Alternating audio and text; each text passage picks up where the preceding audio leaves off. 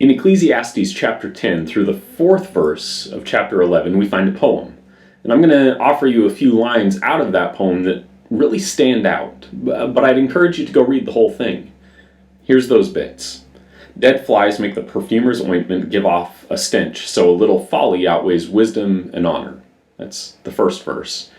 Then we also have this: he who digs a pit will fall into it, and a serpent will bite him who breaks through a wall. And then also we have this: through sloth the roof sinks in, and through indolence the house leaks. But then my favorite is this: cast your bread upon the waters, for you will find it after many days. It's a strange poem, filled with sayings that are almost proverbs, and like other parts of Ecclesiastes, it seems to meander a bit. But each stanza offers a bit of practical wisdom and warnings away from specific things. It doesn't matter how wise you are, if you practice a bit of foolishness, you'll be thought a fool. In laying traps for others or seeking to create trouble for others, you are likely to cause trouble for yourself. Inattention to the things that can be easily mended will eventually lead to ruin. But it's that last one that stands out as particularly strange to most modern readers. Let's listen to it again. Cast your bread upon the waters, for you will find it after many days. Soggy bread, coming to you after many days. Yum. Look, let's look at this verse in context. Right after this, it says, give a portion to 7 or even to 8, for you know not what disaster may happen on earth. If the clouds are full of rain, they empty themselves on the earth, and if a tree falls to the south or to the north, in the place where the tree falls, there it will lie. He who observes the wind will not sow, and he who regards the clouds will not reap. What is bread? What does it represent to the people of the Old Testament? In fact, to the people of many times and places throughout human history. Well, the ingredients of bread could be kept for many seasons without worry for them being corrupted as long as they were stored well.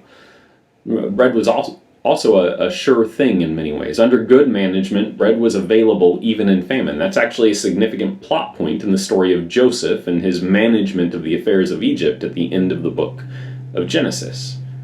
What are the waters?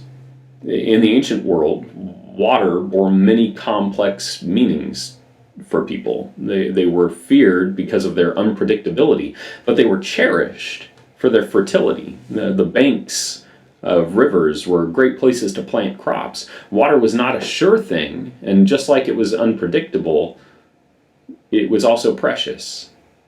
Here, the author encourages the reader to give up the things that we think make us secure, without the knowledge of when or if we'll receive them back.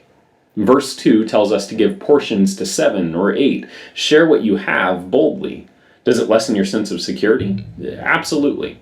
But bread is not actually security. For all you know, tomorrow a ball of rock may come hurtling out of the sky and blink you out of existence.